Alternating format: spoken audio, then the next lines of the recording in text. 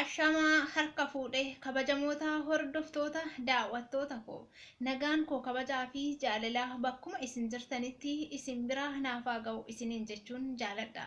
Nagaan fayyaan jaalallii fi gammachuun bakka manaa fi qe'ee isin jirtan hundatti isin waliin haa jiraatu isiniin jechuun hawwii koo yeroo hundaati. Egaan kabajamoota daawwattoota hordoftoota koo warreen maatii naaf taatanii na waliin jirtan galanni keessan guddaadha. Kuwwanis koottaa maatii waliif haa taanu isiniin jechuun jaalladha. Egaan kabajamoota hordoftoota daawwattoota koo akkuma yeroo darbe addunyaa jaalalaa isin daawwachiisaa ture guyyaa har'aa kanas addunyaa jaalalaa keessaa hin baane jechuudha. Egaan sababiin addunyaa jaalalaa filadheefis biyya lafaa kana irratti namnii fi jaalalli waliin jiraatu jechuudha. Jaalalli hin jiru yoo ta'e homtuu jiraachuu akka hin dandeenyee fi dhimma kam keessattiyyuu jaalalli hin jiru yoo ta'e wanti hunduu duwwaa akka ta'u nu hubachiisaa jechuudha. Kanaafiyyuu yeroo hundaa addunyaa jaalalaa daawwachuun barbaachisaadha. Waa hedduurree keessatti argachuu fi waa hedduurree irraa hubachuu fi barachuu ni dandeenya jechuudha. Anis kanumaafiin addunyaa jaalalaa isin daawwachiisuu filadhee jechuudha. Egaan guyyaa har'aa kana ammoo daawwannaa addunyaa jaalalaa keessatti taasisnu keessatti wanti ani filadhe fageenya fi jaalala kan jedhudha. Egaan kabajamoota hordoftoota daawwattoota koo fageenya fi jaalala haa jedha guyyaa har'aa kan irraa isiniif odeessu. Namoonni hedduun jaalalli fageenya irraa miidhaa qabaa jedhu. Kuwwanis jaalalli fageenyaan hin daangeffamu waan ta'eef fageenya irra ta'anii jaalalleewwan lamaan wal jaalatanii waliin milkaa'anii waliin jireenya gara fuulduraa jiraachuu ni danda'u kan jedhanis ni jiru jechuudha. Isinoo maal jettu laata? Ani immoo akkan addunyaa jaalalaa keessatti hubadhetti yaada dhuunfaa koo isiniif laachuuf dhufeen jira. Isinis qophii kiyya kana akka hordoftan kabajaa fi jaalalaan isin affeereen jira. Egaan kabajamoota hordoftoota daawwattoota koo jaalala fageenya irraa jechuun kan akkamiiti? Jaalala fageenya irraa jechuun amma fakkeenyaaf namni tokko biyya tokko keessa jiraatee gandaan naannoodhaan iddoo jireenyaa yookaan teessoo isaatiin gargar fagaatee jira yoo ta'e jaalalleewwan lamaan yoo ta'an jaalalli kun jaalala fageenya irraa hin jedhamu. Sababbiin isaatiis jarreen kun lamaan amma fakkeenyaaf dhimma jaalalaa irrattis ta'e dhimma biraa irratti waliin haasa'uu waliin mari'achuu wal arganii wal dubbisuu yoo barbaadan gandaan yookaan naannoodhaan iddoo jireenyatiin walirraa waa fagaataniif hin daangeffamanii jechuudha. Sababbiin isaatis yeroo wal arguu barbaadan sanitti fageenya biyya keessaa waan ta'eef fageenya san caccabsanii iddoo jiranitti wal arganii dhimma jaalalaas ta'e dhimma biraa irratti wal dubbisuu fi waliin haasa'uu ni danda'u waan ta'eef iyyuu jaalalli kun jaalala fageenya irraa hin jedhamu jechuudha.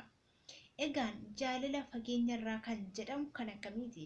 Jaalala fageenya irraa kan jedhamu akkan ani hubadheetti namni jaalalleewwan lamaan wal jaalatanii jiran tokko dhiirri tokko yoo ka'u dubartiin tokko biyya keessa hin jirtu yoo ka'u fakkeenyaaf isheen tokko inni yookaan isheen biyya alaa jirti yoo ta'e jaalalli kun jaalala fageenya irraa ni jedhama.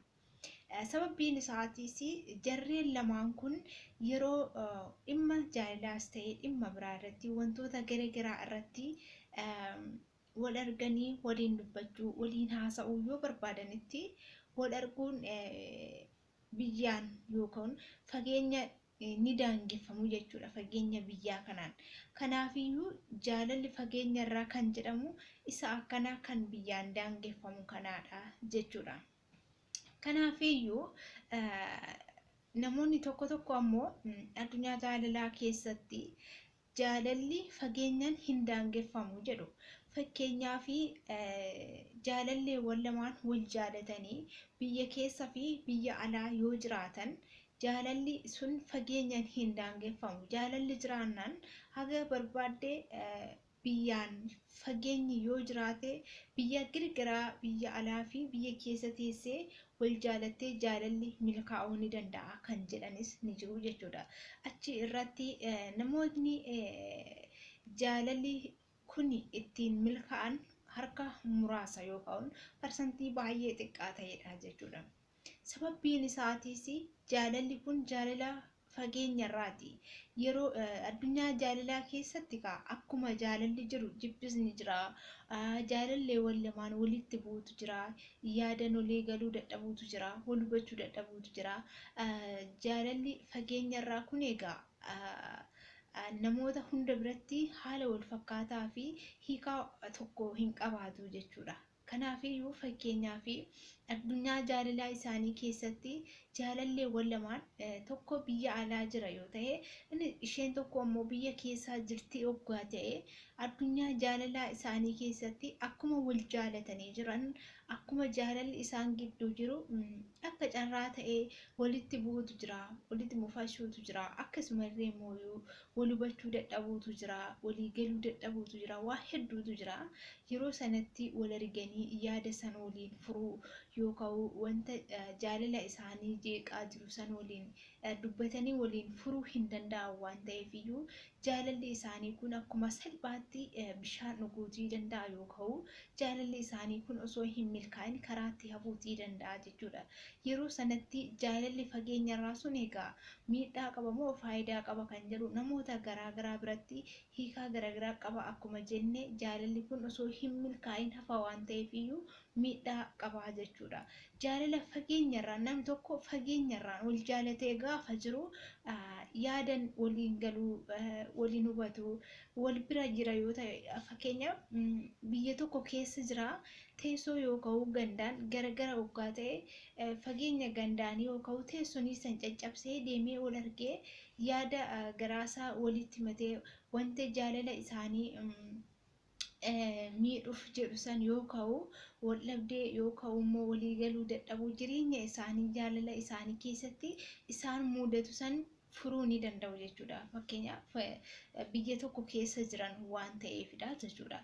Biyya alaa fi biyya keessaa ta'anii jaalala adeemsisuun garuu ulfaataadha. Sababbiin isaatis yeroo sanatti jaalala san jaalallee wal lamaa sun wal arganii jaalala isaanii karaa sirrii fi daandii sirrii qabsiifachuun baay'ee itti ulfaata waan ta'eef iyyuu jaalalli isaanii salphumatti osoo hin milkaa'in karaatti hafuu fi bishaan dhugee hafuutii danda'a jechuudha. Yeroo sana jaalalli fageenyarraanii suni miidhaa qaba jechuudha. Kanaaf iyyuu kabajamoota hordoftoota daawwattoota koo akkuma jaalalli jiru addunyaa jaalalaa keessatti karaa garaagaraatiin jibbis ni dhufa jechuudha. Walitti bu'uunis ni dhufa, jibbis ni dhufa, wal dhabdeenis ni dhufa. Waa hedduutu jira jechuudha. Isa irratti immoo addunyaa jaalalaa sana keessatti jaalalli fageenyarraa namoota hedduu keessaa namoota muraasa biratti qofaadha kan milkaa'u malee jaalalli fageenyarraa akkasumara yookaan parsantii guddaadhaan milkaa'ee dhumni isaa hin milkaa'u jechuudha walumaa galatti. Kanaafiyyuu akkeen ani addunyaa jaalalaa keessaa hubadhetti jechuudha jaalalli fageenyarraanii miidhaa qaba jechuudha. Kanaafiyyuu jaalalli fageenyarraanii miidhaa qabaachuu isaa erga hubanneeti jaalala fageenyarraa osoo jalqabuu baanne baay'ee barbaachisaadha isiniin jechuun jaalladha. Egaan kabajamoota hordoftoota daawwattoota koo guyyaa har'aa addunyaa jaalalaa fi fageenya jedhu waliin daawwachaatii turre yookaan waliin ilaalatii turre.